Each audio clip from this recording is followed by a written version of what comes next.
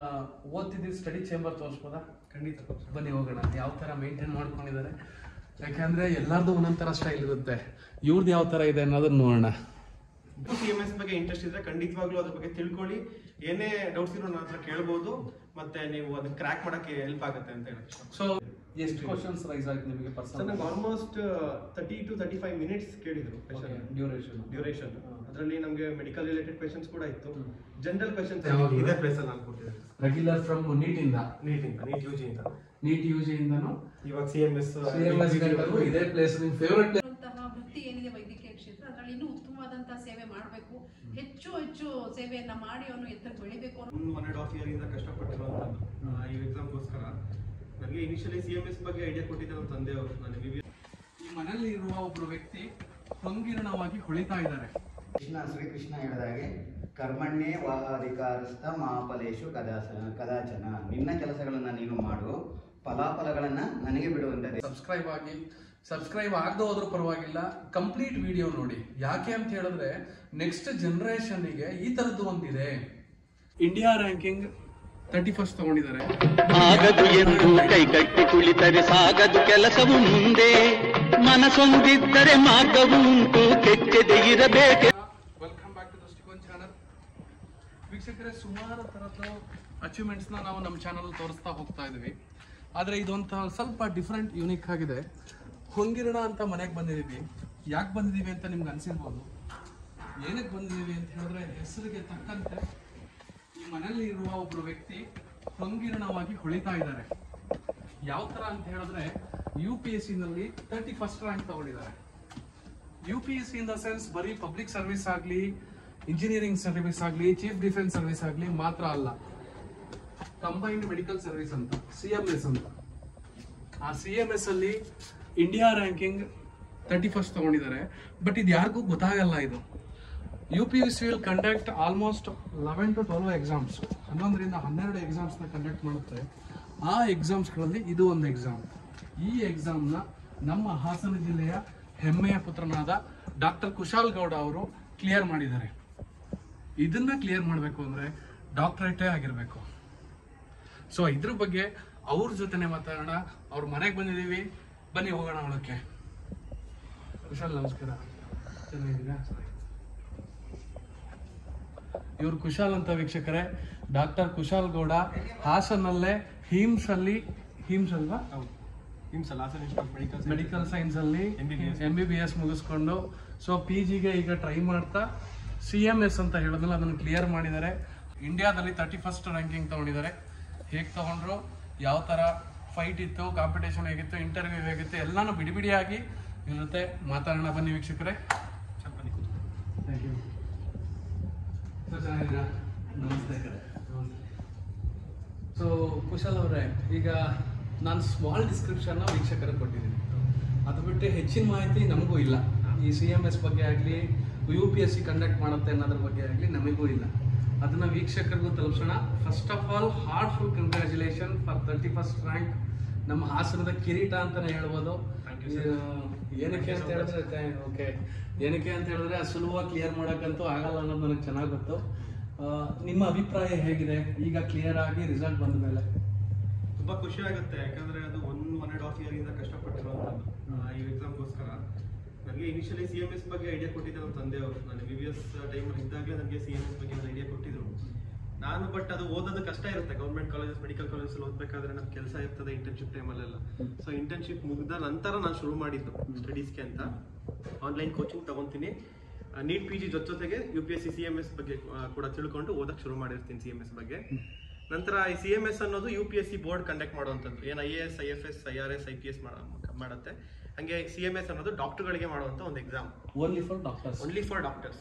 MBBS ಮುಗಿಸಿರುವಂತ ಯಾವುದೇ doctor ಈ exam ಅನ್ನ ತಗೊಬಹುದು. ಈ ಎಕ್ಸಾಮ್ ಅಲ್ಲಿ ಏನಂದ್ರೆ ಕ್ಯಾಟಗರಿ 1, ಕ್ಯಾಟಗರಿ 2 ಅಂತ 2 ಟೈಪ್ ಆಫ್ ಜಾಬ್ಸ್ ಬರುತ್ತೆ. ಕ್ಯಾಟಗರಿ 1 ಅಲ್ಲಿ CGHS ಅಂತೀವಿ, ಸೆಂಟ್ರಲ್ ಗವರ್ಮೆಂಟ್ ಹೆಲ್ತ್ ಸರ್ವಿಸ್ ಅಂತೀವಿ ನಾವು. ಕ್ಯಾಟಗರಿ 2 ಅಲ್ಲಿ IRHS ಅಂತ, Indian railway health service, municipal Delhi council ಅಲ್ಲಿ ಈ ತರ ಜಾಬ್ಸ್ ಇರುತ್ತೆ. ಸೊ ನಾವು ಯಾವ ಕ್ಯಾಡರ್ ಬೇಕು ಅದನ್ನ ಪ್ರಿಫರ್ ಮಾಡ್ಕೋಬಹುದು. ಆಫ್ಟರ್ ಎಕ್ಸಾಮ್ ನೀವು ಕ್ಲಿಯರ್ ಮಾಡಿದಾಗ ನೀವು ಕ್ಯಾಡರ್ ಪ್ರಿಫರ್ ಮಾಡಿದ್ರೆ you will get the cadre ಅಂತ. ಯಾವುದು ನೀವು ಮೊದಲೇ ಸೆಲೆಕ್ಟ್ ಮಾಡಿರ್ತೀವಿ? ಮುಂಚೆನೆ ಬಿಫೋರ್ ಇಂಟರ್ವ್ಯೂ ಸೆಲೆಕ್ಟ್ ಮಾಡಿರ್ತೀವಿ. ಬಿಫೋರ್ ಇಂಟರ್ವ್ಯೂ ಸೆಲೆಕ್ಟ್ ಮಾಡಬೇಕು. ಸೊ ನಂತರ ಈ ರಿಟರ್ನ್ ಎಕ್ಸಾಮ್ ಅಂತ ಇರುತ್ತೆ. ಆ ರಿಟರ್ನ್ ಎಕ್ಸಾಮ್ 500 ಮಾರ್ಕ್ಸ್ ಇರುತ್ತೆ. ಓವರ್ ಆಲ್ ಒಂದೇ ಪೇಜ್ ಒಂದೇ ಪೇಪರ್, 2 ಪೇಪರ್ ಇರುತ್ತೆ. ಮಾರ್ನಿಂಗ್ ಒಂದು ಮತ್ತೆ ಆಫ್ಟರ್ನೂನ್ ಒಂದು ಪೇಪರ್ ಇರುತ್ತೆ. ಮಾರ್ನಿಂಗ್ 250 ಮಾರ್ಕ್ಸಿಗೆ, ಆಫ್ಟರ್ನೂನ್ 250 ಮಾರ್ಕ್ಸಿಗೆ ಇರುತ್ತೆ. ಅವೆರಡು ಸೇರಿ 500 ಮಾರ್ಕ್ಸಿಗೆ ಏನಿರುತ್ತೆ, ಅದರಲ್ಲಿ ನಮ್ಮ ಕಟ್ ಆಫ್ ಇಟ್ಟಿರ್ತಾರೆ. ಯಾರು ಸೆಲೆಕ್ಟ್ ಆಗ್ತಾರೆ ಅವ್ರನ್ನ ನೆಕ್ಸ್ಟ್ ಇಂಟರ್ವ್ಯೂ 100 ಮಾರ್ಕ್ಸಿಗೆ ಇರುತ್ತೆ. ಅದು UPSC ಭವನ್ ಡೆಲ್ಲಿಲಿ ಇರುತ್ತೆ ಸರ್ ಇಂಟರ್ವ್ಯೂ. UPSC ಮಾಮೂಲಿ ಎಲ್ಲರಿಗೂ ಇದು ಇಂಟರ್ವ್ಯೂ ಆಗುತ್ತಲ್ಲ ಅದೇ ಪ್ಲೇಸ್, ಎಲ್ಲ ಅಡ್ಮಿನಿಸ್ಟ್ರೇಷನ್ ಅವ್ರಿಗೂ ಅದೇ ಪ್ಲೇಸಲ್ಲಿ ಆಗುತ್ತೆ, ಎಲ್ಲರಿಗೂ ಅದೇ ಪ್ಲೇಸಲ್ಲಿ ಆಗುತ್ತೆ. ಸೊ ಈಗ 500 ಮಾರ್ಕ್ಸ್ಗೆ ಅಂತ ಹೇಳಿದ್ರಿ. ಒಂದು ಎಂಟ್ರೆನ್ಸ್ ಅದು ಮುಗಿದ ಮೇಲೆ ನೆಕ್ಸ್ಟ್ ಡೈರೆಕ್ಟ್ ಇಂಟರ್ವ್ಯೂನ? ಎಂಟ್ರೆನ್ಸ್ ಆದ ತಕ್ಷಣ ಇಂಟರ್ವ್ಯೂ. ಓಕೆ, ಎರಡು ಹರ್ಡಲ್ಸ್ಗಳನ್ನ ಕ್ರಾಸ್ ಮಾಡ್ಬೇಕು ನೀವು, ರಿಸಲ್ಟ್ ಅನೌನ್ಸ್ ಆಗಬೇಕು ಅಂದ್ರೆ. ಸೊ ಆಲ್ ಓವರ್ ಇಂಡಿಯಾದಲ್ಲಿ ನಿಮ್ದು ಈಗ 31st rank. So over all ಇಂಡಿಯಾದಲ್ಲಿ ಎಷ್ಟು ಜನ ಅಟೆಂಡ್ ಮಾಡಿದ್ರು ಸರ್? ಈ ವರ್ಷ ಒಂದು 70,000 to 80,000 ಅಟೆಂಡ್ ಮಾಡಿದ್ರು. ಪ್ರತಿ ವರ್ಷಕ್ಕಿಂತ ಈ ವರ್ಷ ಸ್ವಲ್ಪ ಜಾಸ್ತಿ ಇತ್ತು, ಯಾಕಂದ್ರೆ ನೀಟ್ ಎಕ್ಸಾಮ್ ಸ್ವಲ್ಪ ಪೋಸ್ಟ್ಪೋನ್ ಆಗಿತ್ತು ನಮ್ದು PG ಎಕ್ಸಾಮ್. ಆದ್ರಿಂದ ತುಂಬಾ ಜನಕ್ಕೆ ಇದ್ರ ಬಗ್ಗೆ ಐಡಿಯಾ ಇತ್ತು ಅಂಡ್ ಅಟೆಂಡ್ ಮಾಡಿದ್ರು ಕೂಡ. ಸೊ ಅದರಲ್ಲಿ ಇಂಟರ್ವ್ಯೂಗೆ ಸೆಲೆಕ್ಟ್ ಆಗುವಂತದ್ದು 1,500 ಇನ್ಕ್ಲೂಡಿಂಗ್ ಆಲ್ ಕ್ಯಾಟಗರೀಸ್. ನಿಮ್ದು ಈಗ ಜನರಲ್ ಮೆರಿಟ್ ಬರುತ್ತೆ? ನಂದು GM ಬರುತ್ತೆ. ನೈಸ್. ಸೊ ಆ GM ಅಲ್ಲಿ ಈಗ ಸೆಲೆಕ್ಟ್ ಆಗಿರೋದು 150 ಮಾತ್ರ. IRHS ಗೆ ಅದರಲ್ಲಿ 31st ರ್ಯಾಂಕ್ ಬಂದಿದೆ. GM ಅಲ್ಲಿ 150 ಒಳಗಡೆ 31st ರ್ಯಾಂಕ್. 150 ಮಾತ್ರ ಪೋಸ್ಟ್ ಗೆ ಸೆಲೆಕ್ಟ್ ಮಾಡುವಂತದ್ದು IRHS ಅಲ್ಲಿ. GM ಗೆ ಅಂತ ಓವರ್ ಆಲ್ ಕ್ಯಾಟಗರಿ ಸೇರಿಸಿದಾಗ IRHS ಅಲ್ಲಿ ಒಂದು 600 ಪೋಸ್ಟ್ ಇರ್ತವೆ. ಅದ್ರಲ್ಲಿ 150 ಮಾತ್ರ GM ಗೆ ಇರುತ್ತೆ. ಅದರಲ್ಲಿ ನಂದು 31st ರ್ಯಾಂಕ್ ಬಂದಿದೆ. 31st ರ್ಯಾಂಕ್ ಬಂದಿದೆ. ಸೊ ಅದನ್ನ ಹೇಳಲಿಕ್ಕೆ ಒಂಥರ ವೈಬ್ರೇಟ್ ಆಗುತ್ತೆ ನಮಗೆ ಕೇಳಲಿಕ್ಕೆ. ಆಕ್ಚುಲಿ ಅಚೀವ್ ಮಾಡಿದವ್ರಿಗೆ ವೀಕ್ಷಕರೇ ಅದು ದೊಡ್ಡ ಅಚೀವ್ಮೆಂಟ್ ಅನ್ಸಲ್ಲ. ಅವರು ಯಾವಾಗಲೂ ಸಾಧನೆಯಲ್ಲೇ ಮುಳುಗೋಗಿರ್ತಾರೆ. ಅದು ಕಷ್ಟ ಆಗಲಿ ಏನೇ ಆಗಲಿ ಸಾಧನೆ ಮಾಡಬೇಕು, ನಾನು ಮುಂದಕ್ಕೆ ಹೋಗ್ಬೇಕು, ಅವ್ರ ಜೀವನನ ಯಾವುದೋ ಒಂದು ಹಂತಕ್ಕೆ ತಗೊಂಡು ಹೋಗ್ಬೇಕು ಅಷ್ಟೇ. ಅದು ಈ ಥರ ನಾವು ಕೂತಿ ಕೇಳ್ತಿರ್ತೀವಲ್ಲ ಅಥವಾ ನೋಡ್ತಿರ್ತೀವಲ್ಲ, ಅವ್ರಿಗೆ ಒಂದು ಸೆಕೆಂಡು ವೈಬ್ರೇಟ್ ಆದಂಗೆ ಅನ್ಸೋದು. ಇಂಟರ್ವ್ಯೂನಲ್ಲಿ ಯಾವ ಥರ ಇತ್ತು ನಿಮಗೆ? ಇಂಟರ್ವ್ಯೂ ಬಂದು ಅದೇ UPSC ಭವನ್ ಹೇಳ್ದಂಗೆ ಆಗ್ಲೇ ನ್ಯೂ ಡೆಲ್ಲಿ ಇತ್ತು. ನಾವು ಹೋದಾಗ ಅಲ್ಲಿ ಒಬ್ರು IAS ಆಫೀಸರ್ ಇರ್ತಾರೆ, ಇಬ್ರು ಡಾಕ್ಟರ್ಗಳಿರ್ತಾರೆ ಕ್ವೆಶನ್ಸ್ ಕೇಳಕ್ಕೆ ಅಂತ. ಸೊ ಅಲ್ಲೂ IAS ಆಫೀಸರ್ ಒಬ್ರು ಇರ್ತಾರೆ. ನಮಗೆ 100 ಮಾರ್ಕ್ಸ್ ಪರ್ಸನಾಲಿಟಿ ಟೆಸ್ಟ್ ಅಂತ. ಬೇಸಿಕಲಿ ಅದನ್ನ ನಮಗೆ ಮಾರ್ಕ್ಸ್ ಕೊಡೋದೇ IAS ಆಫೀಸರ್. UPSC ಮೆಂಬರ್ ಏನಿರ್ತಾರೆ, ಬೋರ್ಡ್ ಮೆಂಬರ್, ಅವರೇ ಮಾರ್ಕ್ಸ್ ಹಾಕುವಂಥದ್ದು. ಡಾಕ್ಟರ್ಗಳು ಇಬ್ರು ಕೂಡ ಕ್ವೆಶನ್ಸ್ ಮಾಡ್ತಾರೆ. ಅಲ್ಲಿ ನಮ್ಗೆ ಟೆಸ್ಟ್ ಮಾಡೋ ನಾಲೆಡ್ಜ್ಗಿಂತ ನಮ್ಮ ಪರ್ಸನಾಲಿಟಿ ಟೆಸ್ಟ್ ಮಾಡ್ತಾರೆ. ಇವ್ರ ಎಬಿಲಿಟಿ ಏನಿದೆ, ಒಂದು ಸಿಚುವೇಶನ್ ಯಾವ ತರ ಹ್ಯಾಂಡಲ್ ಮಾಡಬಹುದು, ಒಂದು ಕಷ್ಟ ಬಂದಾಗ ಇವ್ರು ಯಾವ ತರ ತಗೊಂತಾರ ವಿಷಯನ, ಈ ತರ ಟೆಸ್ಟ್ ಮಾಡೋದು ಜಾಸ್ತಿ. ಅಲ್ಲಿ ಎಷ್ಟು ಕ್ವೆಶ್ಚನ್ಸ್ ರೈಸ್ ಆಯ್ತು ನಿಮಗೆ ಪರ್ಸನಲ್? ನನಗೆ ಆಲ್ಮೋಸ್ಟ್ 30 to 35 ಮಿನಿಟ್ಸ್ ಕೇಳಿದ್ರು ಡ್ಯೂರೇಷನ್. ಅದರಲ್ಲಿ ನಮಗೆ ಮೆಡಿಕಲ್ ರಿಲೇಟೆಡ್ ಕ್ವೆಶನ್ಸ್ ಕೂಡ ಇತ್ತು, ಜನರಲ್ ಕ್ವೆಶನ್ಸ್ ಇತ್ತು. ಯಾವ ರೀತಿ ಇಂಪ್ರೂವ್ ಮಾಡಬಹುದು ನೀವು PHC ಗಳ ಬಗ್ಗೆ ಈಗ ಕೇಳ್ಬಿಟ್ಟು, ಯಾವ ರೀತಿ ಇಂಪ್ರೂವ್ ಮಾಡಬಹುದು, ಅಲ್ಲಿ ಏನೇನು ಹರ್ಡಲ್ಸ್ ಇದೆ. PHC ಅಂದ್ರೆ ಪ್ರೈಮರಿ ಹೆಲ್ತ್ ಕೇರ್ ಸೆಂಟರ್. ಇಲ್ಲಿ ಕರ್ನಾಟಕದಲ್ಲಿ ಯಾವ ತರ ಇದೆ, ಅಲ್ಲಿ ಫೆಸಿಲಿಟೀಸ್ ಯಾವ ತರ ಲಭ್ಯ ಇದೆ ಈಗ ಸದ್ಯಕ್ಕೆ, ಅದನ್ನ ಯಾವ ರೀತಿ ಇಂಪ್ರೂವ್ ಮಾಡಬಹುದು, ಪೇಷಂಟ್ ಕೇರ್ ಯಾವ ರೀತಿ ಇಂಪ್ರೂವ್ ಮಾಡಬಹುದು, ಈ ರೀತಿ ಕ್ವೆಶನ್ಸ್ ಗಳನ್ನ IAS ಆಫೀಸರ್ ಅಥವಾ UPSC ಮೆಂಬರ್ ಕೇಳಿರ್ತಾರೆ. ಸೊ ಈಗ ಆ ತರದ್ದು 31 ನಿಮಿಷದಲ್ಲಿ ನಿಮ್ಗೆ ಎಷ್ಟು ಕ್ವೆಶನ್ಸ್ ರೈಸ್ ಆಯ್ತು ನಿಮಗೆ? ತುಂಬಾ ಕ್ವೆಶನ್ಸ್ ಬಂದಿರುತ್ತೆ. ಆಲ್ಮೋಸ್ಟ್ ಲೈಕ್ ಈಗ UPSC ಬೋರ್ಡ್ ಮೆಂಬರ್ ಏನಿರ್ತಾರೆ ಅವರೇ ನಮ್ಮನ್ನ ಒಂದು 10-15 ಮಿನಿಟ್ಸ್ ಕೇಳಿದ್ರು ಜನರಲ್ ಕ್ವೆಶನ್ಸ್ ಗಳನ್ನ. ದೆನ್ ಡಾಕ್ಟರ್ಗಳು ನಮ್ಮ ಮೆಡಿಕಲ್ ರಿಲೇಟೆಡ್ ಕ್ವೆಶನ್ಸ್ ಗಳು, ಎಮರ್ಜೆನ್ಸಿ ಸಿಚುವೇಶನ್ ಹ್ಯಾಂಡಲ್ ಹೆಂಗ್ ಮಾಡ್ತೀವಿ. ಫಾರ್ ಎಕ್ಸಾಂಪಲ್ ಫ್ರಾಕ್ಚರ್ ಆಯ್ತು, ಈಗ ನಾವು IRHS ಸೆಲೆಕ್ಟ್ ಮಾಡಿರೋದ್ರಿಂದ ಅವ್ರಿಗೆ ಗೊತ್ತಿರುತ್ತಲ್ಲ. ಸೊ ನಿಮ್ ರೈಲ್ವೆ ಫ್ರಾಕ್ಚರ್ಸ್ ಆದಾಗ ಅಲ್ಲಿ ಯಾವ ರೀತಿ ನೀವು ಹ್ಯಾಂಡಲ್ ಮಾಡ್ತೀರಾ ಪೇಷಂಟ್ ಗಳನ್ನ. ಸೊ ಈ ತರ ಕ್ವೆಶನ್ಸ್ ರೈಲ್ವೆನಲ್ಲಿ ಇನ್ಸಿಡೆಂಟ್ ಆಗೋದನ್ನ ನಿಮ್ಗೆ ಡೈರೆಕ್ಟ್ ಆಗಿ ಅಪ್ಲೈ ಮಾಡಿ ಕೇಳ್ತಾರೆ. ಸೊ ಅಷ್ಟೆಲ್ಲ ಆಗಿರುತ್ತೆ. ಅಲ್ಲಿ ಏನಾದರೂ ನಿಮಗೆ ಮಾರ್ಕ್ಸ್ ಅಂತ ಎಷ್ಟು ಲಿಮಿಟ್ ಇರುತ್ತೆ? ಅಲ್ಲಿ 100 ಮಾರ್ಕ್ಸ್ ಕೊಡ್ತಾರೆ ಸರ್ ಪರ್ಸೆಂಟೇಜ್. ಆ 500 ಮಾರ್ಕ್ಸ್ ಅಲ್ಲಿ 100 ಮಾರ್ಕ್ಸ್ ಇನ್ಕ್ಲೂಡಾ? ಇಲ್ಲ 500 ಈ ಕಡೆ ಥಿಯರಿ ಏನ್ ಹೇಳಿದೆ ಇದು MCQ ಕ್ವೆಶನ್ಸ್. ಇನ್ 100 ಇದು ಪ್ಯೂರ್ಲಿ ಪರ್ಸನಾಲಿಟಿ ಟೆಸ್ಟಿಂಗ್ ಅಂತ ಕೊಡ್ತಾರೆ. Purely personality test. Total 600. Actually ನನ್ನ ಒಂದು ಮೇನ್ ಕ್ವಶನ್ ಏನಂತ ಹೇಳಿದ್ರೆ, ಏನಕ್ಕೆ ಮೆಡಿಕಲ್ನೇ ಚೂಸ್ ಮಾಡಿದ್ರಿ ಸರ್? ನನಗೆ ಆಕ್ಚುಲಿ ನೀವು ತುಂಬಾ ಟ್ಯಾಲೆಂಟ್ ಇದೀರಿ. ಮೆಡಿಕಲ್ ಮಾಡಿ MD ಮಾಡಿದ್ರೆ ಒಂದು ಅಚೀವ್ಮೆಂಟ್ ಅಂತ ನಿಮ್ಗೆ ಅನ್ನಿಸ್ಬೋದು. ಬೇರೆ ನಾವು ನೋಡ್ಲಿಕ್ಕೆ ನಿಮ್ಮ ಒಂದು ಸ್ಕಿಲ್ಲು ಹೈ ಲೆವೆಲಲ್ಲಿ ಇದೆ. ಇನ್ನು ಆ ಸ್ಕಿಲ್ನ ಕ್ರಾಸ್ ಮಾಡಿದ್ರೆ ಪಬ್ಲಿಕ್ಗೆ ಇನ್ನೂ ಯೂಸ್ ಆಗೋ ಹೋಗಿದೆ. ನಿಮ್ಮ ಮೈಂಡ್ ಸೆಟ್, ನಿಮ್ಮ ಸ್ಕಿಲ್ಲು ಪಬ್ಲಿಕ್ಗೆ ಇನ್ನೂ ಯೂಸ್ ಆಗುತ್ತೆ. ಮೆಡಿಕಲ್ ಅಂತ ತಗೊಂಡ್ರೆ ಆ ಒಂದು ಸೆಕ್ಟರ್ಗೆ ಮಾತ್ರ ಯೂಸ್ ಆಗುತ್ತೆ. ಆಲ್ ಓವರ್ ಅಡ್ಮಿನಿಸ್ಟ್ರೇಷನ್ಗೆ ಅಂತ ಹೋದರೆ ಕಂಪ್ಲೀಟ್ ಡಿಸ್ಟ್ರಿಕ್ಟ್ನ ಕಂಟ್ರೋಲ್ ಮಾಡ್ಬೋದು. ಆ ಲೆವೆಲ್ ಸ್ಕಿಲ್ ಗಂಟು ನಿಮ್ಮಲ್ಲಿ ಕ್ಯಾಲಿಬರ್ ಇದೆ. ಏನಕ್ಕೆ ಬರೀ ಇದನ್ನೇ ಮಾಡ್ತಾ ಇದ್ರಿ ಸರ್? ನನಗೆ ಮೆಡಿಕಲ್ ಅಂತ ಫಸ್ಟ್ ಇಂಟ್ರೆಸ್ಟ್ ಬಂದಿದ್ದು ನಾನು UG ನನ್ನ ಮಾಸ್ಟರ್ಸ್ ಅಲ್ಲಿ ಓದ್ಬೇಕಾದ್ರೆ PU ಮಾಡಿದ್ದೆ. ಮಾಸ್ಟರ್ಸ್ ಅಲ್ಲಿ ಯಾವಾಗ ಹಾಸನ್ ಮಾಸ್ಟರ್ಸ್ PU ಕಾಲೇಜಲ್ಲಿ ನಾನು PU ಮಾಡಿದ್ದು. ಅವಾಗ ನನಗೆ ಆಕ್ಚುಲಿ MBBS ಮಾಡಬೇಕು ಅನ್ನೋ ಒಂದು ಇಂಟ್ರೆಸ್ಟ್ ಬಂದಿದ್ದು. ಕಾರಣ ಇದೆ ಸರ್, ಏನಂದ್ರೆ ನನಗನ್ಸುತ್ತೆ ಸೆಲ್ಫ್ ಸ್ಯಾಟಿಸ್ಫ್ಯಾಕ್ಷನ್ ಅನ್ನೋದು ನಮ್ಮ ಈ ಜಾಬ್ ಇದೆ, ಇದರಲ್ಲಿ ಸಿಗ್ತೋ ಅಷ್ಟು ಯಾವ ಜಾಬಲ್ಲಿ ಸಿಗುತ್ತೆ ಅಂತ ನನಗೆ ಅನಿಸಿಲ್ಲ. ಯಾಕಂದ್ರೆ ಒಂದು ಪೇಷಂಟ್ ನ ಟ್ರೀಟ್ ಮಾಡೋದಾಗ್ಲಿ, ಆ ಪೇಷಂಟ್ ಹುಷಾರಾದಾಗ ಅವ್ರು ಕೂಡ ಖುಷಿ ಇದೆಯಲ್ಲ, ಆ ಖುಷಿ ನಾವು ತುಂಬಾ ಖುಷಿ ಪಡ್ತೀವಿ, ನಮಗೆ ಖುಷಿ ಆಗ್ತದೆ. ಆ ಸೆಲ್ಫ್ ಸ್ಯಾಟಿಸ್ಫ್ಯಾಕ್ಷನ್ಗೋಸ್ಕರ ನಂಗೆ ಈ ಜಾಬ್ ತುಂಬಾ ಇಷ್ಟ ಇದೆ. ದುಡಿಮೆ ಎಲ್ಲಾದ್ರೂ ಮಾಡ್ಬೋದು ಸರ್, ಎಲ್ಲ ಜಾಬಲ್ಲೂ ಮಾಡ್ಬೋದು, ಬಟ್ ಈ ಡಾಕ್ಟರ್ ಫೀಲ್ಡ್ ಅಲ್ಲಿ ಸಿಗೋ ಸೆಲ್ಫ್ ಸ್ಯಾಟಿಸ್ಫ್ಯಾಕ್ಷನ್ಗೋಸ್ಕರ ನಾನು ಈ ಜಾಬ್ನ ಆಯ್ಕೆ ಮಾಡ್ತೀನಿ. ಸೊ ಅಂಟಿಲ್ 10th ಆಗಂಟ ನೀವು ಡೆಸ್ಟಿನೇಷನ್ ಯೋಚನೆ ಮಾಡಿರಲಿಲ್ಲ? ಯೋಚನೆ ಮಾಡಿರಲಿಲ್ಲ. ನಂದು ಓದೋದು ನನ್ನ ಕೆಲಸ, ಓದ್ಬೇಕಂತ ಇತ್ತು ಮನಸ್ಸಲ್ಲಿ. ಬಟ್ ಯಾವಾಗ ನೀಟ್ ಎಕ್ಸಾಮ್ ಓದ್ಕೊತಾ ಇದ್ದೀನಿ PUC ಅಂತ ಬಂದಾಗ, ನಾನು ಯಾಕೆ ಈ ಫೀಲ್ಡ್ ಹೋಗ್ಬೇಕು ಅಂತ ಯೋಚನೆ ಮಾಡಿದಾಗ ನನಗೆ ಈ ಥಾಟ್ ಬಂತು. ನೆಕ್ಸ್ಟ್ ನಾನು ಬೇರೆ ಯೋಚನೆ ಮಾಡಿದ, ನೀಟ್ಗೆ ಅಂತಾನೆ ಪ್ರಿಪೇರ್ ಆದೆ. ಆ ಫಸ್ಟ್ ಟೈಮ್ ಕ್ಲಿಯರ್ ಆಯಿತು. As an institute of medical sciences MBBS ತಗೊಂಡೆ ಸರ್. ಅಲ್ಲಿ ಸೆಲೆಕ್ಟ್ ಮಾಡಿಕೊಂಡು ಗ್ರ್ಯಾಜುಯೇಷನ್ ಮುಗಿಸ್ಕೊಂಡ್ರೆ. ಸೊ ಈಗ ನೀವು ಮೆಡಿಕಲ್ನ ಕ್ಲಿಯರ್ ಮಾಡ್ಕೊಂಡ್ರಿ, CMS ಕ್ಲಿಯರ್ ಆಗಿದೆ, ದೆನ್ PGನೂ ಕ್ಲಿಯರ್ ಆಗುತ್ತೆ ಶಾರ್ಟ್ಲಿ, ವಿತಿನ್ 3 ಮಂತ್ಸಲ್ಲಿ 3-4 ಮಂತ್ಸಲ್ಲಿ ರಿಸಲ್ಟ್ ಬರುತ್ತೆ ಅಂತ ಹೇಳಿದೆ.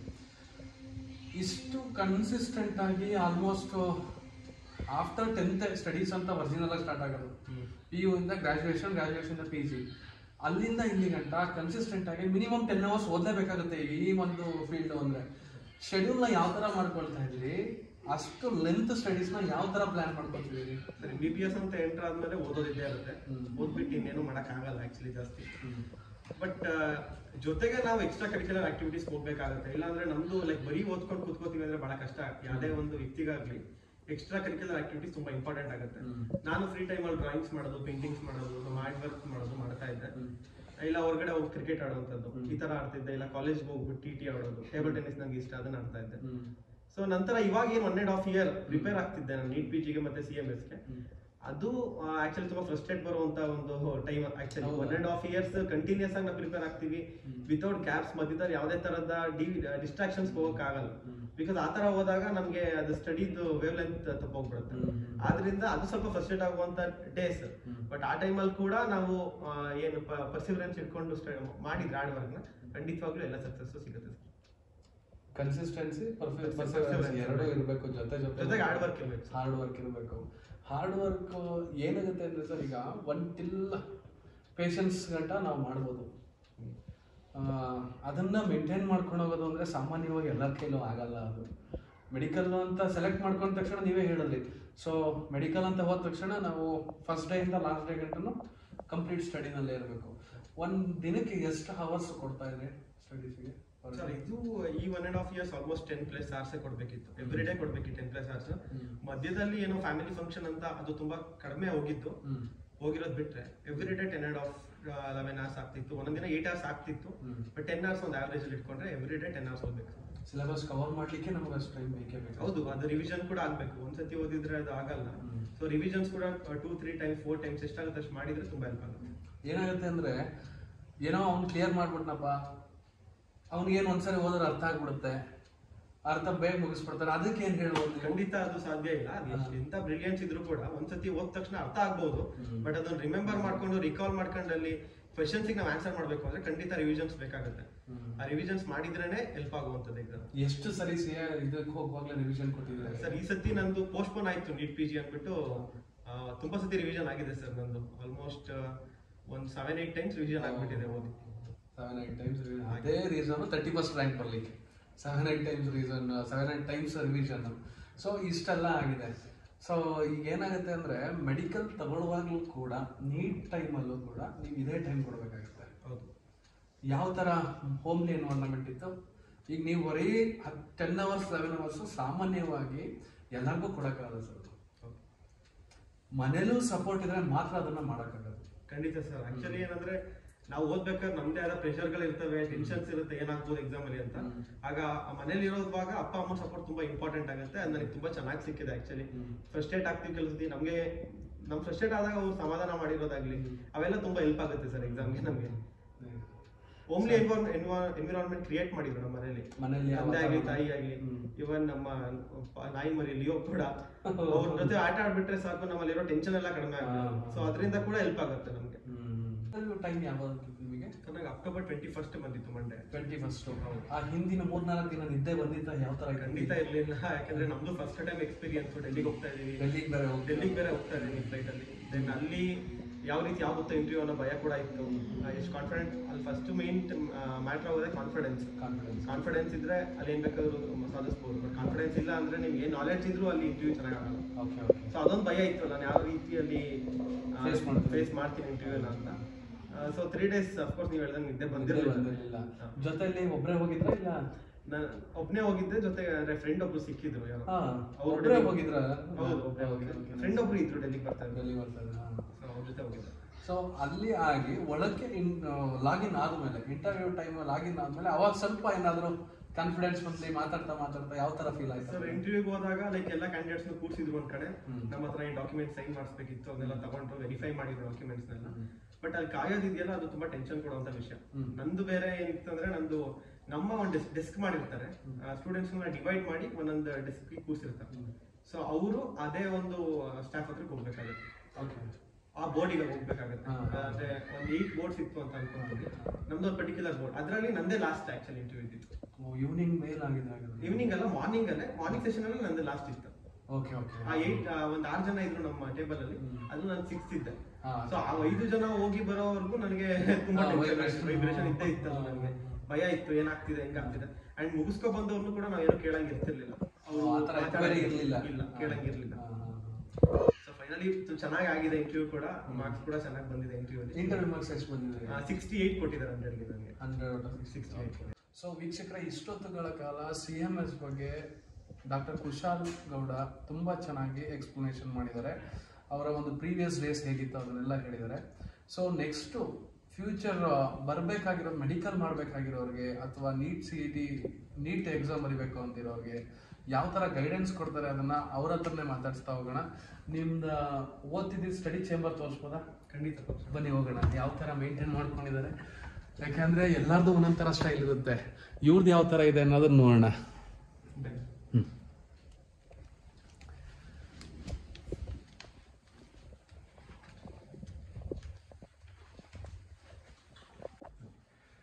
ಸೊ ಈಗ CMS ಕ್ಲಿಯರ್ ಮಾಡಿರೋ ಕುಶಾಲ್ ಅವ್ರ ರೂಮು, ಅವ್ರ ಸ್ಟಡಿ ಟೇಬಲ್ ಹೇಗಿದೆ ಅದನ್ನ ನೋಡಿ ಯಾರಾದರೂ ಇದೇ ಥರ ಟಾಪ್ ಮಾಡಬೇಕು ಅಂದವರು ಚೇಂಜಸ್ ಆಗ್ಬೋದು ಅನ್ನೋ ಉದ್ದೇಶಕ್ಕೋಸ್ಕರ ಇದನ್ನ ಡಿಸ್ಕ್ರೈಬ್ ಮಾಡ್ತೀನಿ ಅವ್ರ ಜೊತೆನೆ. ಸೊ ಕುಶಾಲ್ ಅವ್ರ ಜೊತೆ ಇನ್ನೊಂದು ಸ್ವಲ್ಪ ಹೊತ್ತು ಮಾತಾಡೋಣ. ಕೂತ್ಕೊಳ್ಳಿ ಕುಶಾಲ್, ನಿಮ್ಮ ಜಾಗದಲ್ಲಿ ನೀವು ಕುತ್ಕೊಳ್ಬೇಕು, ಯಾಕಂದ್ರೆ 10 ವರ್ಷ ಪೂರ್ತಿ ಇದರಲ್ಲೇ ಕೂತಿದ್ದೀರಿ ಅನ್ಸುತ್ತೆ. ಆಲ್ಮೋಸ್ಟ್ ಇದೇ ಪ್ಲೇಸ್ ಇದೇ ಪ್ಲೇಸ್ ಅಲ್ಲಿ ನಾನು ಕೂತಿದ್ದೆ. ರೆಗ್ಯುಲರ್ ಫ್ರಮ್ ನೀಟ್ UG ಇಂದನು ಇವಾಗ CMS ಇದೇ ಪ್ಲೇಸ್. ನಿಮ್ ಫೇವರೇಟ್ ಪ್ಲೇಸ್ ಅನ್ಸುತ್ತೆ ನನ್ನ ಪ್ರಕಾರ ಇದು. ತುಂಬಾ ಇಲ್ಲೇ ಸ್ಪೆಂಡ್ ಮಾಡಿರೋದ್ರಿಂದ ಆಫ್ಕೋರ್ಸ್ ಇದೇ ಫೇವರೇಟ್ ಪ್ಲೇಸ್. ನೈಸ್, ತುಂಬಾ ಸೆಟಪ್ ಕ್ಲೀನ್ ಆಗಿ ಇಟ್ಕೊಂಡು ಮೇಂಟೈನ್ ಮಾಡಿದಿರಿ. ನೆವರ್ ಗಿವ್ ಅಪ್ ಬೋರ್ಡ್ ಇದೆ. BA ಹೀರೋ ಆಗಿದ್ದೀರಿ. Always say I have no fear. So ಒಳ್ಳೆ ಸ್ಟೇಟ್ಮೆಂಟ್ನ ವಿವೇಕಾನಂದ ಅವ್ರದ್ದು ಹಾಕೊಂಡಿದ್ದೀರಿ.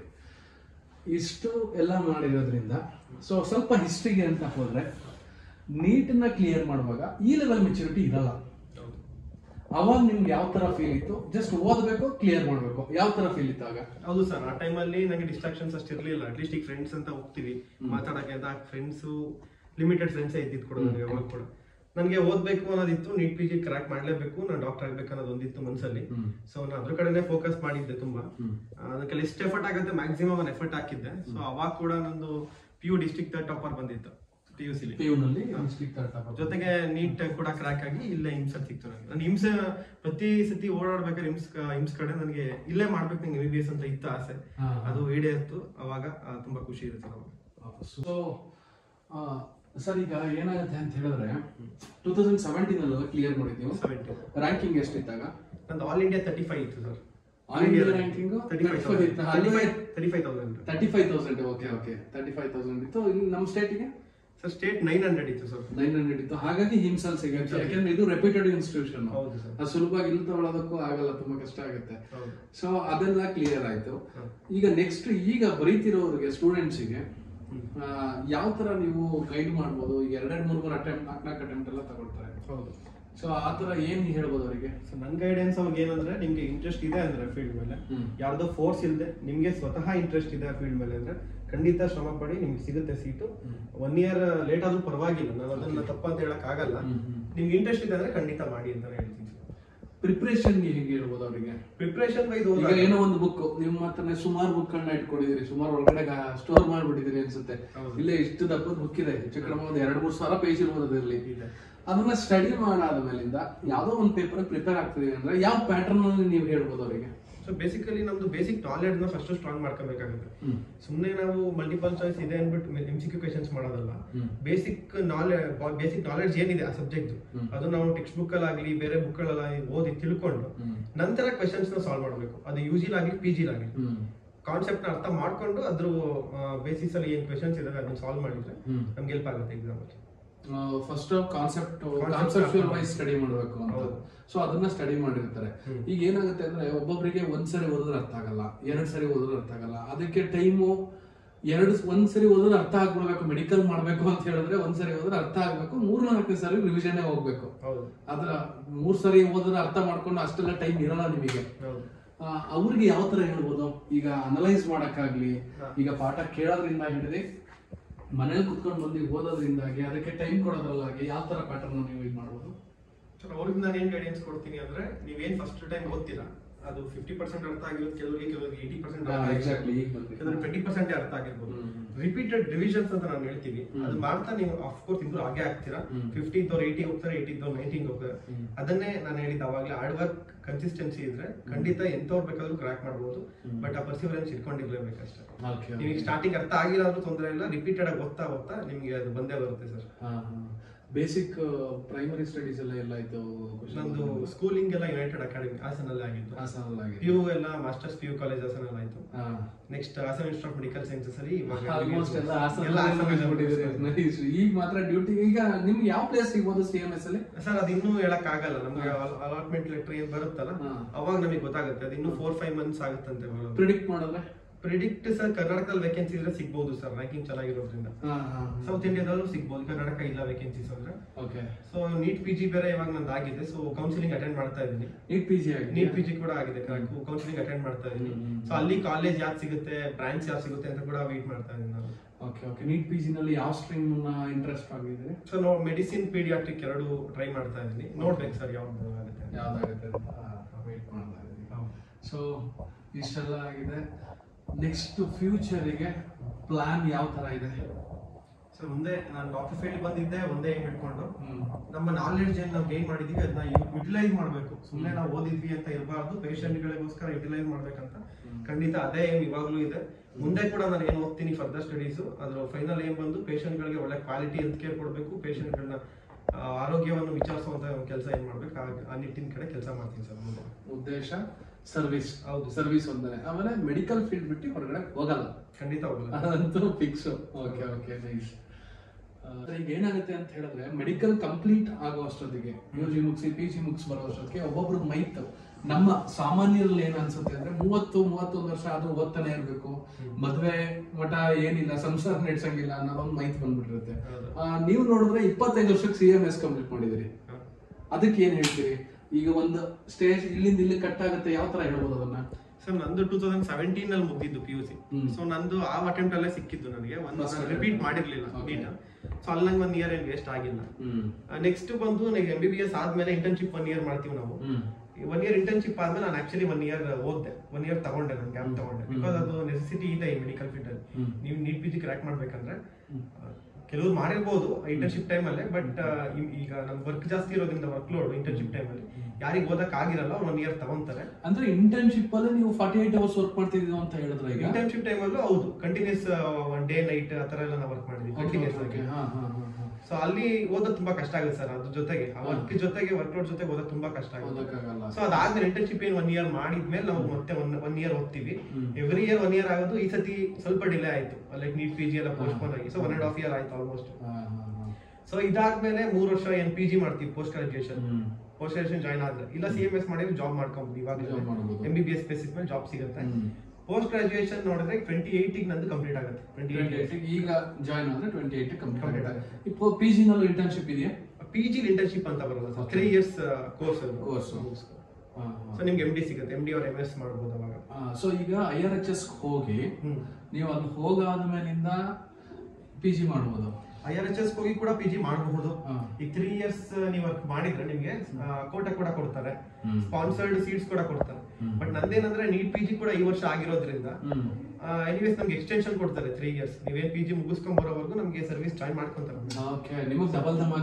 ಸೊ ನಾನು PG ಮುಗಿಸ್ಕೊಂಡೇ ಹೋಗ್ಬೋದಲ್ಲ. ನೀಟ್ PG ಬರ್ದಿರ್ಲಿಲ್ಲ ಅಂದಿದ್ರೆ ನಾವು ಹೋಗ್ತಿದ್ದೆ ಸರ್ವಿಸ್ಗೆ ಫಸ್ಟ್. ಸೊ ಅದು ಆಗಿರೋದ್ರಿಂದ ಫಸ್ಟ್ ನಾನೇನು PG ಮುಗಿಸ್ಕೊಂಡು ನಂತರ ಸರ್ವಿಸಿಗೆ ಜಾಯ್ನ್ ಆಗ್ಬೇಕಂತ. ಓಕೆ, PG ಆಗಿರುತ್ತೆ, MD ಆಗಿರುತ್ತೆ, ಆದ್ಮೇಲಿಂದ ಸರ್ವಿಸಿಗೆ ಜಾಯ್ನ್ ಆಗ್ಬೋದು. ಸೊ ಕುಶಲ್ ಅವರೇ, ಇಷ್ಟೊತ್ತು ನಾವು ಮಾತಾಡಿದ್ವಿ.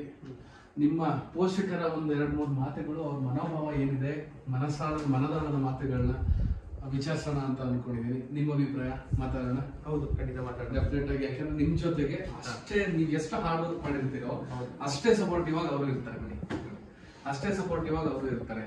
ಅವರ ಇಂಟೆನ್ಷನ್ ಹೇಗಿತ್ತು, ಯಾವ ತರ ಪ್ಲಾನ್ ಇತ್ತು ಅನ್ನೋದನ್ನ ವಿಚಾರಿಸೋಣ. ಸೊ ವೀಕ್ಷಕರೇ, ಇಷ್ಟೊತ್ತುಗಳ ಕಾಲ ಡಾಕ್ಟರ್ ಕುಶಾಲ್ ಗೌಡ ಅವರ ಪೂರ್ತಿ ಅವರ ಹಿಸ್ಟ್ರಿ, ಎಷ್ಟು ಅವರ್ ಸ್ಟಡಿ ಮಾಡಿದ್ರು, ಅದೆಲ್ಲಾನು ವಿಚಾರಗಳನ್ನ ನಿಮ್ಮ ಮುಂದೆ ಇಟ್ಟು ಅವರ ಒಂದು ಫ್ಯಾಮಿಲಿಯ ಸಪೋರ್ಟ್ ಹೇಗಿತ್ತು ಅನ್ನೋದನ್ನ ಅವ್ರವ್ರ ಜೊತೆನೆ ಮಾತಾಡ್ತಾ ಈ ಕಾರ್ಯಕ್ರಮನ ಮುಗಿಸೋಣ. ನಮಸ್ತೆ ಸರ್. ಮೇಡಮ್, UPSC ಕ್ಲಿಯರ್ ಮಾಡಿ CMS ನ ಕ್ಲಿಯರ್ ಮಾಡಿಕೊಂಡು 31st ರ್ಯಾಂಕ್ ಪಡ್ತಿದ್ದಾರೆ. ನಿಮಗೆ ಹೇಗೆ ಅನಿಸ್ತಾ ಇದೆ? ನನಗೆ ತುಂಬಾ ಖುಷಿ ಆಗ್ತಾ ಇದೆ. ಅವನು PUC ನಲ್ಲಿ ಇರ್ಬೇಕಾದ್ರೆ ನಾನು ವೈದ್ಯಕೀಯ ಕ್ಷೇತ್ರವನ್ನು ಆರಿಸ್ಕೊಳ್ತೀನಿ ಅಂತ ಆರಿಸ್ಕೊಂಡ. ಅಲ್ಲಿಂದನೂ ಅವನು ಕಷ್ಟಪಟ್ಟು ಓದ್ಕೊಂಡೇ ಬಂದ. ಚೆನ್ನಾಗಿ ಓದ್ದ. ಪ್ರತಿಯೊಂದರಲ್ಲೂ ನೀಟ್ PG ಇರ್ಬೋದು ಅಥವಾ ಕಂಬೈನ್ಡ್ ಮೆಡಿಕಲ್ ಸರ್ವಿಸ್ ಎಕ್ಸಾಮ್ಗೂ ಇರ್ಬೋದು, ಎಲ್ಲವೂ ಚೆನ್ನಾಗಿ ಓದ್ದ. ಅದರ ಜೊತೆಗೆ CMS ಅಲ್ಲಿ ತುಂಬಾ ಒಳ್ಳೆ ಸಾಧನೆ ಮಾಡಿದ್ದಾನೆ. ರಾಷ್ಟ್ರ ಮಟ್ಟದಲ್ಲಿ ಸಾಧನೆ ಮಾಡಿದ್ದಾನೆ. ಈಗ ರೈಲ್ವೆ ಡಿಪಾರ್ಟ್ಮೆಂಟ್ಗೆ ಸೆಲೆಕ್ಷನ್ ಆಗಿದ್ದಾನೆ. ಯಾವುದೋ ಇದರಿಂದ UPSC ಇಂದ, ಯೂನಿಯನ್ ಪಬ್ಲಿಕ್ ಸರ್ವಿಸ್ ಕಮಿಷನ್ ಕಡೆಯಿಂದ ಈಗ ಸೆಲೆಕ್ಟ್ ಆಗಿದ್ದಾನೆ. ಅವನಿಗೆ ತುಂಬ ಒಳ್ಳೆಯದಾಗಲಿ. ಮತ್ತೇನಪ್ಪ ಅಂದರೆ ಶ್ರೀಕೃಷ್ಣ ಹೇಳಿದಾಗೆ ಕರ್ಮಣ್ಯೇ ವಾಧಿಕಾರಸ್ಥ ಮಾಫಲೇಶು ಕದಾಚನ. ನಿನ್ನ ಕೆಲಸಗಳನ್ನು ನೀನು ಮಾಡು, ಫಲಾಫಲಗಳನ್ನು ನನಗೆ ಬಿಡುವಂತ ದೇವರು ಹೇಳಿದ್ದಾನೆ. ಅದೇ ರೀತಿ ಅವನ ಕೆಲಸಗಳನ್ನ ಅವನು ಸಮರ್ಪಕವಾಗಿ ನಿರ್ವಹಿಸ್ತಾ ಇದ್ದಾನೆ. ಅದರಿಂದ ಅವನಿಗೆ ಫಲಾಫಲಗಳನ್ನು ದೇವರು ಖಂಡಿತ ಕೊಟ್ಟೇ ಕೊಡ್ತಾನೆ. ಅವನಿಗೆ ಒಳ್ಳೇದಾಗಲಿ ಅಂತ ನಾನು ಈ ಮೂಲಕ ಹಾರೈಸ್ತೀನಿ. Thank you sir. ಮೇಡಮ್, ಈಗ ಇಷ್ಟು ಸರ್ ಹೇಳಿದ್ರು, ಅವ್ರ ಹ್ಯಾಪಿನೆಸ್ನ ಮಾತಿನ ಮೂಲಕ ತಲುಪಿಸಿದ್ರು. ನಿಮ್ಮ ಹ್ಯಾಪಿನೆಸ್ ಹೇಗಿದೆ? ಯಾಕೆಂದ್ರೆ ನೀವು ಸೈನ್ಸ್ ಫೀಲ್ಡ್ ಆಗಿ ಮಗನ್ನ ಮೆಡಿಕಲ್ಲೇ ಮಾಡಿಸ್ಬೇಕು ಅಂತ ಇಬ್ರು ಸೇರ್ಕೊಂಡು ಯೋಚನೆ ಮಾಡಿಕೊಂಡು ಮಾಡಿಸಿ ಕಂಪ್ಲೀಟ್ ಆಗಿ ಈಗ ನೀವು ಮಾಡಿಸ್ಬೇಕು ಅಂತ ಪ್ಲಾನ್ ಇದ್ರು ಕೂಡ ಏನಾಗುತ್ತೆ, ಮಗಳು ಓದೋ ಕ್ಯಾಲಿಬರ್ ಇರ್ಬೇಕಲ್ಲ ಒಬ್ಬೊಬ್ಬರಿಗೆ. ಅದ್ರ ಬಗ್ಗೆ ಏನ್ ಹೇಳ್ತೀರಿ? ಕ್ಯಾಲಿಬರ್ ಆಗಲಿ, ಕೆಪಾಸಿಟಿ ಆಗಲಿ, ಸ್ಟಡಿ ಅವರ್ಸ್ ಯಾವ ತರ ಇತ್ತು? ಅಂದ್ರೆ ಅವನು PUC ಇದ್ದಾಗಲಿಂದನೂ ಅವನಿಗೆ ವೈದ್ಯಕೀಯ ಕ್ಷೇತ್ರವನ್ನೇ ಆರಿಸ್ಕೋಬೇಕು ಅಂತ ಆಸೆ ಇತ್ತು. ಹಾಗಾಗಿ ನಾವು ಅವ್ನಿಗೆ ಏನ್ ಆಸೆ ಇತ್ತು ಅದಕ್ಕೆ ನಾವು ಪ್ರೋತ್ಸಾಹವನ್ನ ಕೊಡ್ತಾ ಬಂದ್ವಿ ಅಷ್ಟೇ. ಅದಕ್ಕೆ ತಕ್ಕನಾಗ ಅವನು ಹಾರ್ಡ್ ವರ್ಕ್ ಮಾಡಿಕೊಂಡು ಇಲ್ಲಿವರೆಗ ಒಂದು ಯಶಸ್ಸನ್ನ ಸಾಧನೆ ಮಾಡಿದ್ದಾನೆ. ಇದ್ರ ಬಗ್ಗೆ ತುಂಬಾ ಖುಷಿ ಇದೆ. ಹಾಗಾಗಿ ಅವನು ಆಯ್ಸ್ಕೊಂಡಿರುವಂತಹ ವೃತ್ತಿ ಏನಿದೆ ವೈದ್ಯಕೀಯ ಕ್ಷೇತ್ರ, ಅದರಲ್ಲಿ ಇನ್ನೂ ಉತ್ತಮವಾದಂತಹ ಸೇವೆ ಮಾಡಬೇಕು, ಹೆಚ್ಚು ಸೇವೆಯನ್ನ ಮಾಡಿ ಅವನು ಎತ್ತರಕ್ಕೆ ಬೆಳಿಬೇಕು ಅನ್ನೋದು ನನ್ನ ವೈಯಕ್ತಿಕ ಆಸೆ. ಹಾಗಾಗಿ ಇಷ್ಟಕ್ಕೆ ಸಹಕರಿಸಿದಂತಹ ದೇವರಿಗೆ ಮತ್ತೆ ಅವನ ಶ್ರಮಕ್ಕೆ ಥ್ಯಾಂಕ್ಸ್ ಹೇಳ್ತಾ ಇನ್ನೂ ಚೆನ್ನಾಗಿ ಬೆಳೀಲಿ ಅನ್ನೋದು ನನ್ನ ಆಸೆ. ದೇವರ ಕೃಪೆ ಸದಾ ಹಿಂಗಿರ್ಲಿ ಅಂತ ಆಶಿಸ್ತೀನಿ. ಈ ಸಾಧನೆ ಬಗ್ಗೆ ತುಂಬಾನೇ ಖುಷಿ ಇದೆ ನನಗೆ. ಅದ್ರ ಬಗ್ಗೆ ಅವನು PUC ನಲ್ಲೂ ಕೂಡ ಡಿಸ್ಟ್ರಿಕ್ಟ್ ಟಾಪರ್ ಆಗಿದ್ದ. ಸೊ ಹಂತವಾಗಿ ಒಂದೊಂದೇ ಯಶಸ್ಸನ್ನ ಪಡೆದಿದ್ದಾನೆ. ಆ ಬಗ್ಗೆ ತುಂಬಾ ಖುಷಿ ಇದೆ. ಯಾಕಂತಂದ್ರೆ ಹಾರ್ಡ್ ವರ್ಕ್ ಯಾವತ್ತೂ ಸಕ್ಸಸ್ ಅನ್ನ ತಂದ್ಕೊಡುತ್ತೆ ಅಂತ. ಲಕ್ಕು ಒಂದ್ ಸ್ವಲ್ಪ ಮ್ಯಾಟರ್ ಆಗ್ಬೋದು, ಇನ್ನು ಉಳಿದಿದ್ದೆಲ್ಲ ಕಡಿಮೆ ಮ್ಯಾಟರ್ ಆದ್ರೂ ಹಾರ್ಡ್ ವರ್ಕ್ ಒಂದೇ ನಿಂತ್ಕೊಳ್ಳೋದು ಅಂತ ನನ್ನ ವೈಯಕ್ತಿಕ ಭಾವನೆ. ಹಾಗಾಗಿ ಯಾರು ಶ್ರಮ ಪಡ್ತಾರೋ ಅವರಿಗೆ ಸಕ್ಸಸ್ ಸಿಗುತ್ತೆ ಅನ್ನೋದು ಪ್ರೂವ್ ಆಗಿದೆ. ಖಂಡಿತ ಆ ವಿಷಯದ ಬಗ್ಗೆ ತುಂಬಾ ಕೂಡ ಒಂದು ಲೈನ್ ಆಫ್ ಅಚೀವ್ಮೆಂಟ್ ಬಿಟ್ಟು ಎತ್ತರ ಕ್ರಾಸ್ ಮಾಡ್ಬಿಟ್ಟಿದ್ದಾರೆ. ಅಚೀವ್ಮೆಂಟ್ ಅನ್ನೋ ಸ್ಟೇಟ್ಮೆಂಟ್ಗೆ ಒಂದು ಹೆಸರುವಾಸಿ ಅಂತ ಹೇಳಿದ್ರೆ ನನ್ನ ಪ್ರಕಾರ ಕುಶಾಲ್ ಅಂತಾನೆ ಹೇಳ್ಬೋದು. ನಮ್ಮ ಒಂದು ಗೊತ್ತಿರೋ ವ್ಯಕ್ತಿಗಳಿಗೆ ನಿಮ್ಮ ಅಭಿಪ್ರಾಯ ಹೇಗಿದೆ? ನಿಮ್ಮ ಒಂದು ಕನಸು ಹೇಗಿದೆ ಮುಂದಿಂದು? ನನಗೂ ಕೂಡ ಡಾಕ್ಟರ್ ಆಗಬೇಕು ಅಂತಾನೆ ಆಸೆ.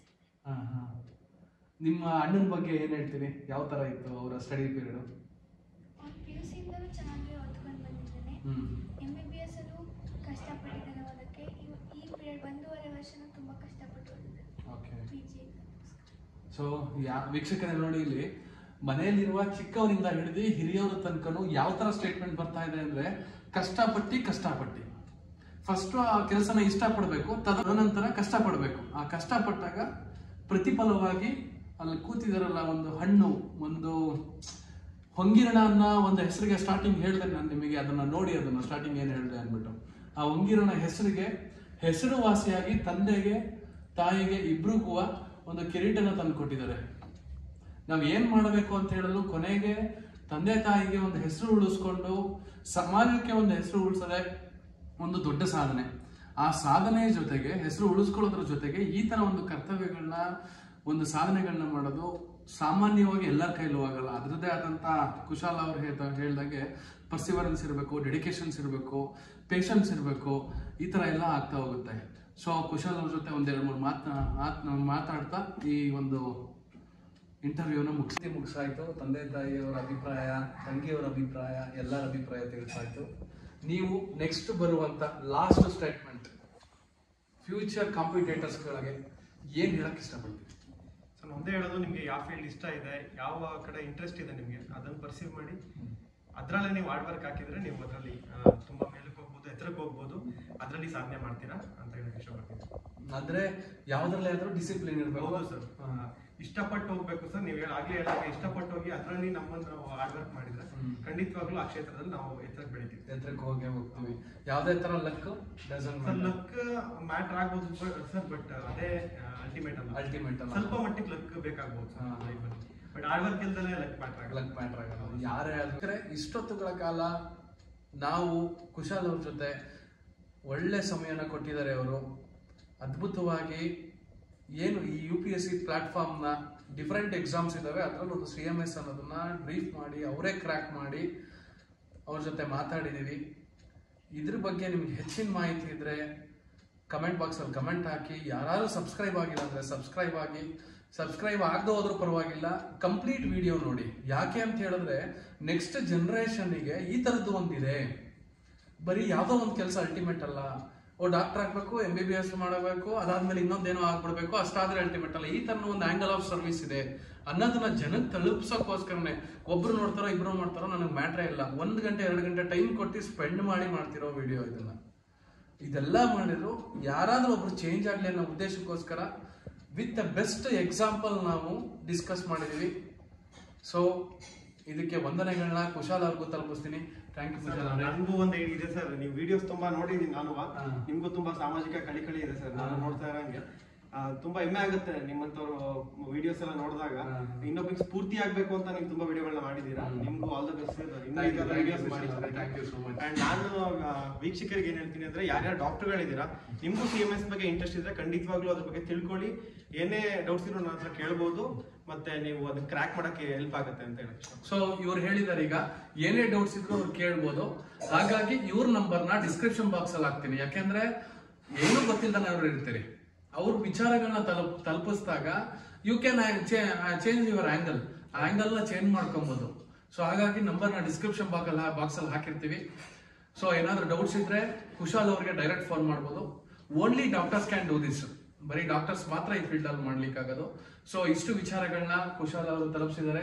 ಇವ್ರಿಗೂ ತುಂಬ ಧನ್ಯವಾದಗಳನ್ನ ತಲುಪಿಸ್ತೀವಿ. Thank you. ದೃಷ್ಟಿಕೋನ್ ಕಡೆಯಿಂದ, ನಮ್ಮ ಚಾನಲ್ ನ ವ್ಯೂವರ್ ಕಡೆಯಿಂದ, ಎಲ್ಲರ ಕಡೆಯಿಂದನೂ ವಂದನೆಗಳನ್ನ ತಲುಪಿಸ್ತೀನಿ Kushal. Thank you sir. Thank you. Thank you. Thank you.